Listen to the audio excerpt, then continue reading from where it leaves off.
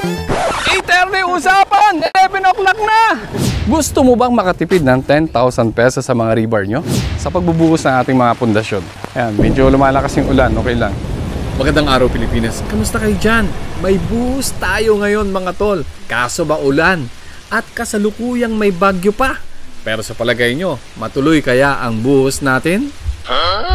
Sige nga mga tol, kahit maulan, tutuloy natin yung buhos natin. Hindi naman sinasabing malakas yung ulan, ano? Ang kagandaan nito mga tol, tinaas natin yung PSI. 3,000 PSI ang in-order natin dito. At hindi lang yun mga tol, hindi 28 days to. 14 days lang to mga tol. So a little bit pricey, pero syempre kailangan. Kasi nga, ito yung panahon natin dito ngayon. Bagyang, maambon, maulan. So andito na sila, nag-aantay sila boss. Kausapin muna natin. Tara!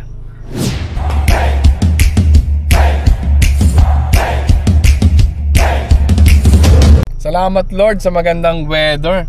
Actually, mas gusto nga ito yung medyo malamig-lamig na panahon kaysa sobrang init sa pagbubuhos. Para mas ma-eliminate natin ang mga cracks. Ay mga tol, tara. Kausapin natin sila boss. Sir! Buti po. Ay, anak ni boss. Sabi ni Francis, pumunta raw kami para magpupunta. Good morning po. Kaya kami nagpunta rito. Good morning po. Ano po? Kami rin pumunta sa Itlog.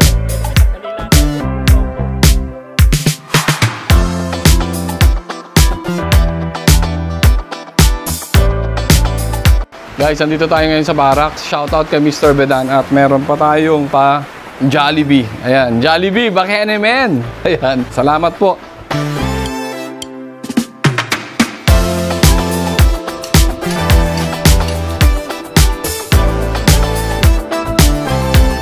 So nga mga tol, andito tayo ngayon sa project site at andito tayo sa San Jose del Monte at tayo ay waiting mga tol do sa ating in-order na ready mix. So guys, ang usapan natin 8:30 AM ano, andito to ng alas 8 ang ating boom pump. Makikita nyo? Ayan.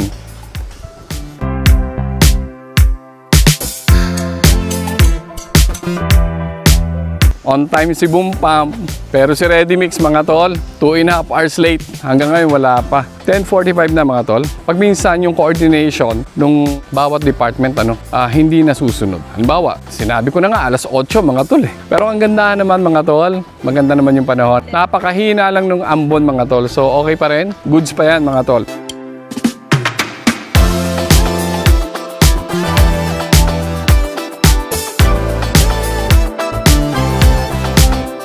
Sa mga foundation natin we use 3,000 PSI. Kahit sabihin natin bahagyang may tubig, tolerable na yun. We use 14 days design mga tol para mas mabilis kasi nga nag-uulan. So dito we're gonna use dalawang track para mapunuan lahat yung pundasyon.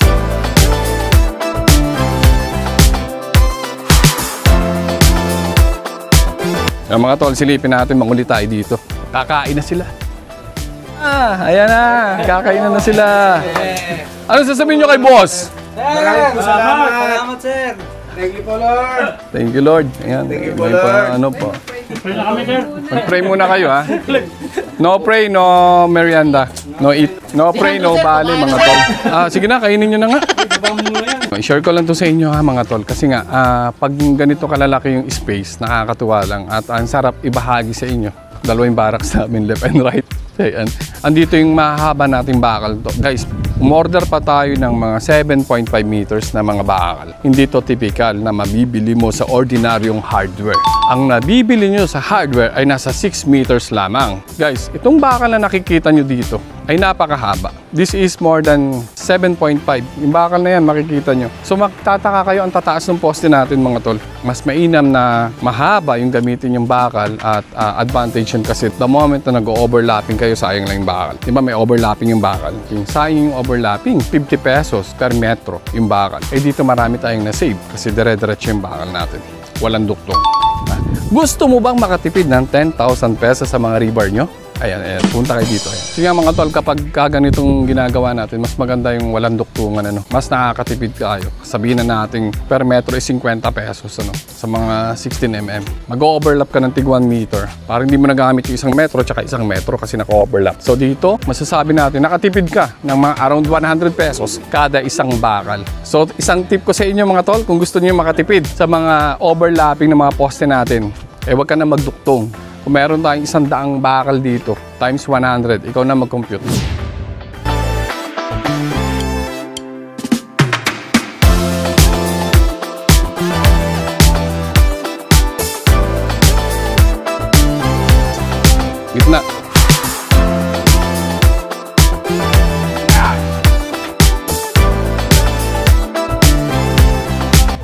tol. So, na-inspect na natin. Okay. Mga 7 yung walang tubig.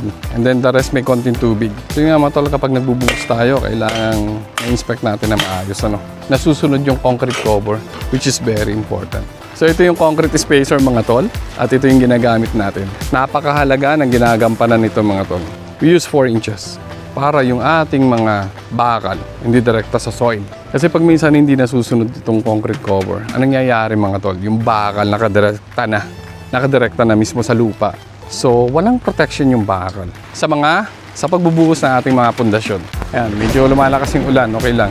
Ito naman yung preparation natin sa pagbubuhos natin ng mga poste, biga, sa ating mga grade beam, yan. 4 cm. Yan, yung orange pipe, alisin pa natin. Kumbaga ginawa nating molde. At tapos ito yung tatali natin sa bakal para masunod natin yung 4 cm na concrete cover, which is pinapractice natin mga tol. Para maiwasan na lumabas yung mga bakal sa mga poste, biga natin, kailangan natin ng concrete spacer. Kasi yung mga biga natin, kapag binubusan, dapat may concrete cover. So ito naman, ito yung concrete spacer. So ngayon, alam niyo na. Yun nga mga tol, isa sa mga maganda natin project. Bakit ko sinasabing magandang project? Guys, kasi unang-una, maluwag yung space. Walang tao sa kaliwa, walang tao sa kanan, walang tao sa likod, walang tao sa harap. And then you can use the spaces. Although magpapaalam ka syempre. Papaalam ka sa homeowners na you're going to use the vacant lot. Magandang project kasi maluwag yung area. Buti na lang hindi bumusa malakas ang ulan. Thank you Lord. 8:30 usapan! 11 o'clock na! Ayan ang sinasabi ko sa inyo.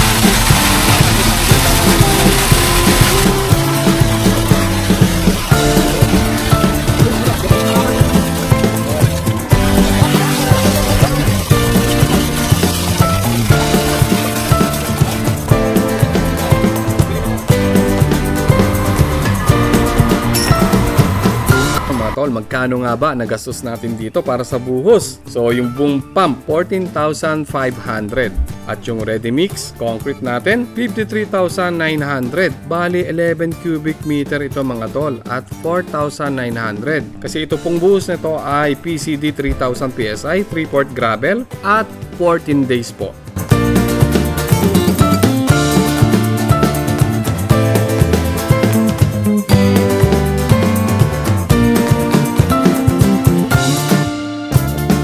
So, ang total cost natin dito, 14,500 plus 53,900. Ang total cost natin dito ay 68,400. Ito po ang nagastos sa konkreto lamang. Hindi po kasama ang labor, hindi po kasama yung mga bakal at mga preparations na ginawa ng mga tao natin.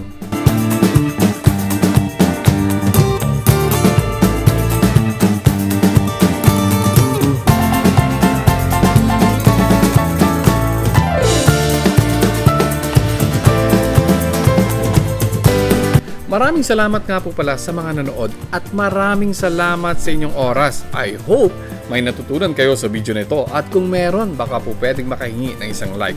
At mag-subscribe ka na rin para ma-update ka sa mga susunod na video natin.